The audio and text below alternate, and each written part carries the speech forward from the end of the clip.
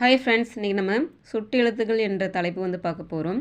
இது already 2025 group 4ல் வந்து கேட்டது. இது கொஷின் எப்படி கேட்டிருக்காங்கன்னு பார்த்தீங்கன்னா, ஒன்றை சுட்டி காட்ட வரும் எழுத்துக்களுக்கு சுட்டு எழுத்துக்கள் என்று பெயர் அப்படின்னு சொல்லியிருக்காங்க கூற்றில். அடுத்தது காரணம் பார்த்தீங்கன்னா, ஏ, யா, ஆ, ஓ, ஏ என்பன சுட்டு எழுத்துக்களாக வந்து பிறவற்றை சுட்டுகிறது. இது வந்து தவறானது. இந்த எழுத்துக்கள் பார்த்திங்கன்னா வினா எழுத்துக்களை வந்து குறிக்கும். அப்போ இதில் வந்து எது சரியானது பார்த்தீங்கன்னா கூற்று சரி, காரணம் வந்து தவறு. அதே போல் இன்னொரு கொஷின் வந்து கேட்டிருக்காங்க. கூற்றில் பார்த்திங்கன்னா அப்பக்கம், இப்பக்கம், உப்பக்கம் என்பன சுட்டு சொற்களாகும் சொல்லியிருக்காங்க. இது வந்து சரியானது.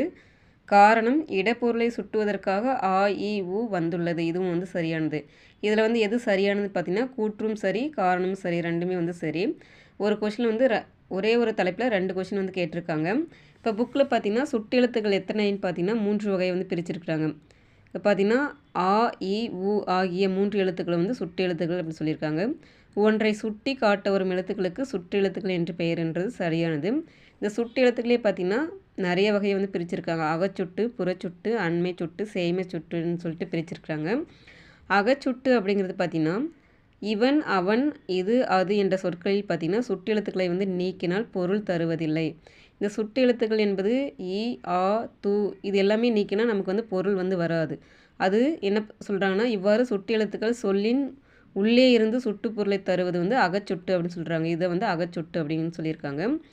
புறச்சுட்டு அப்படின்னு சொன்னால் அந்நீர்வீழ்ச்சி, இம்மலை, இந்நூல் இந்த வார்த்தையில் பார்த்திங்கன்னா ஆ, இதை வந்து நம்ம நீக்கிட்டாலும் இந்த நீர்வீழ்ச்சிங்கிறது வந்து பொருள் தரும். இந்த ஈ எடுத்துட்டாலே வந்து மலை அப்படிங்கிறது பொருள் தரும். இந்நூல் வந்து ஈ எடுத்துட்டால் நூல்ன்றதும் பொருள் தரும். இவ்வாறு நம்ம வந்து சுட்டு பொருளை வந்து நீக்கினாலும் பொருள் தரும் சொல் வந்து என்னென்னு சொன்னாங்க சுட்டுன்னு பார்த்திங்கன்னா புறச்சுட்டு அப்படின்னு சொல்லியிருக்காங்க. அண்மை சுட்டும் சேய்மை சுட்டு வந்து ரொம்ப முக்கியமானது. இவன், இவர், இது, இவை, இம்மரம், இவ்வீடு சொற்கள் பார்த்திங்கன்னா அருகில் இருக்கிறத வந்து குறிக்கும்னு சொல்லியிருக்காங்க. எனவே இது வந்து அண்மை சுட்டு அப்படின்னு சொல்லியிருக்காங்க. அண்மை சுட்டு எழுத்து என்ன எழுத்துன்னு பார்த்தீங்கன்னா இ அப்படிங்கிறது. இது, இந்த மரம், இவர் அப்படின்னு நம்ம சொல்கிறோம் இல்லையா, பக்கத்தில் இருக்கிறவர். அண்மை சுட்டுன்னா பக்கம் இருக்கிறது வந்து சொல்கிறாங்க.